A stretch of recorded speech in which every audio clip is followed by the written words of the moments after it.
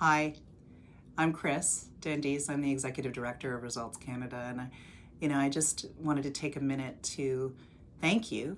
Thank you for engaging with us, but also to share something. I think the real power of results and the real power of our volunteers, the real power of these change makers who are so inspiring is that at Results, we support and help, but also are witness to people digging really deep.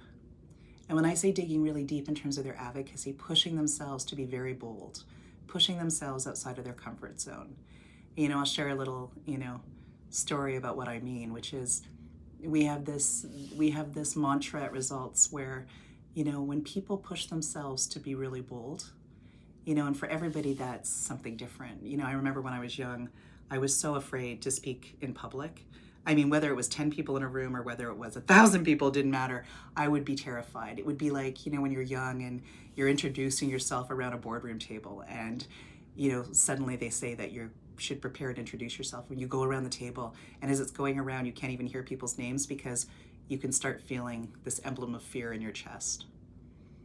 An emblem of fear that your heart is racing because you're scared.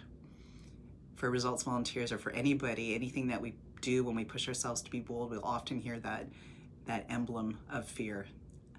But at Results, we say that when you hear that or when you feel that, there's two ways to think of it. One is an emblem of fear. The other is inner applause. When your beating heart is heard as inner applause, then it's reminding you that you're doing something big and you're doing something bold, and you should be proud of that, especially when what you're doing is fighting for a better world, fighting for a world free of poverty. So Results, our mantra is always look for the inner applause.